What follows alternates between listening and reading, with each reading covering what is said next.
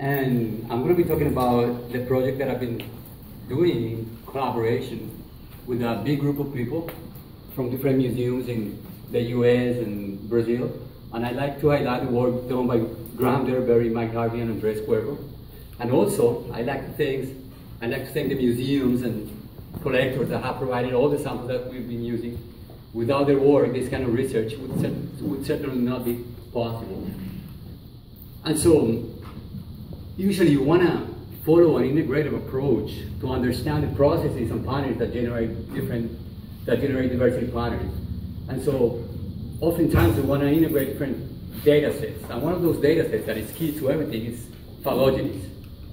And so, it is essential to unravel the tree of life.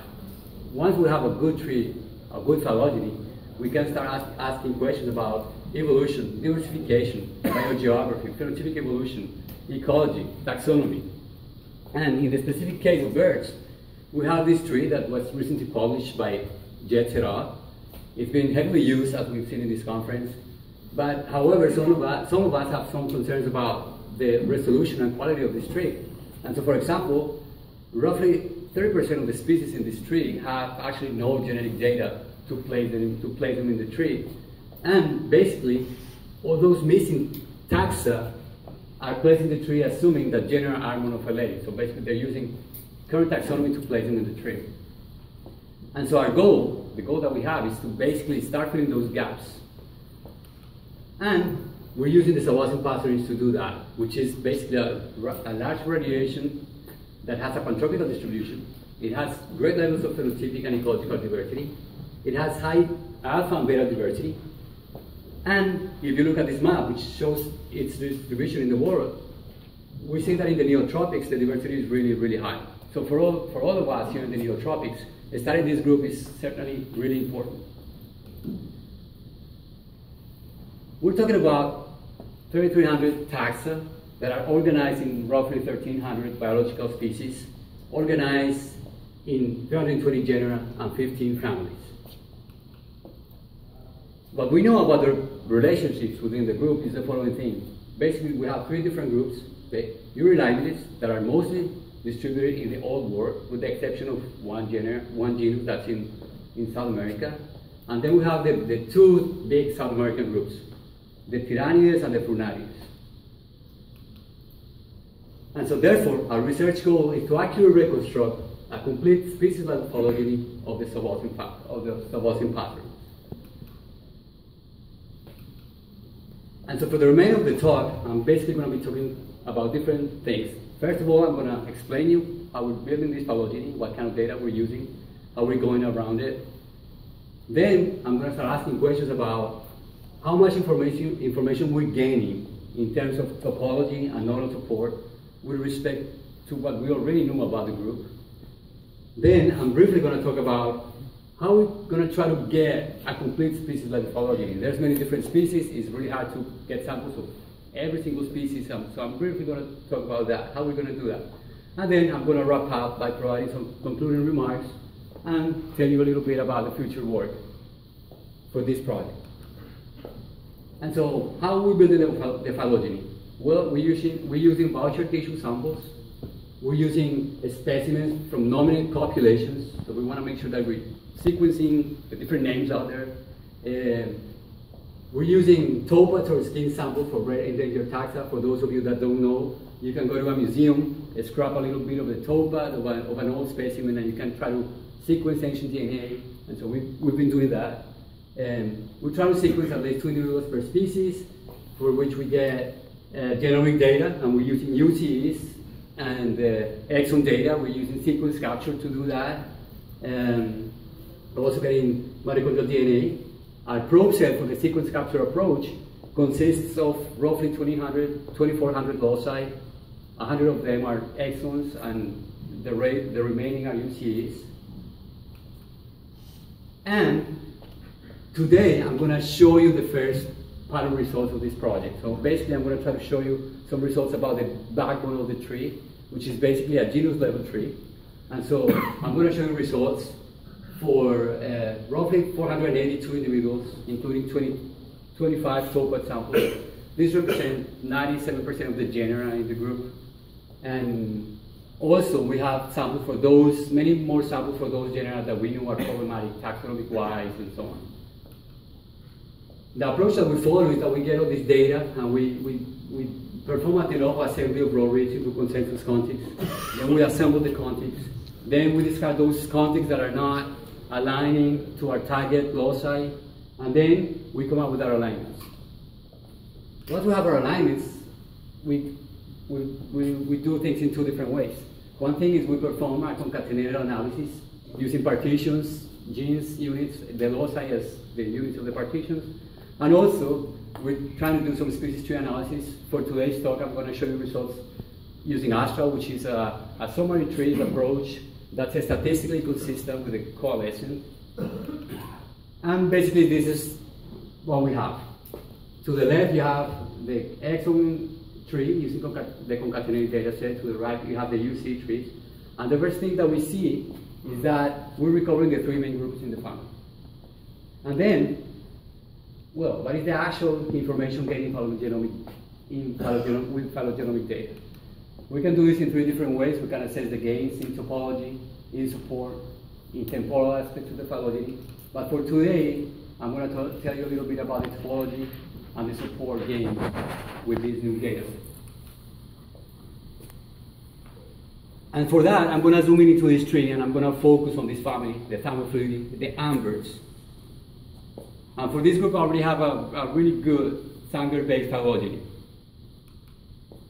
And so we built this phylogeny using 71 samples for the family, 2,400 loci that end up adding up to over 1 million base pairs with an average length per locus of 855 base pairs.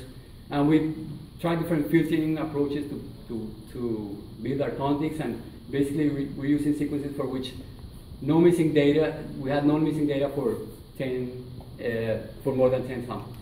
And so this is the tree that we have. It's not very different from what we had. And the basic thing that we see is that we're finding support for the broad taxonomic groupings based on mitochondrial nuclear DNA. That's the first thing, that's a good thing. And when we compare the two different trees that we got, the concatenated data set with the species tree approach, we see that they're highly congruent. And the few differences that we have, they basically are explained by small swaths of closely related genera that are basically placed nearby. And basically, this ends up adding up to 13% of the nodes leading to different topologies. Overall, we have a good congruence between trees. And so how this phylogenetic hypothesis compared topologically to previous phylogenies of the family? Well, to the left, you have the concatenated data set. To the right, we have the Sanger-based data set.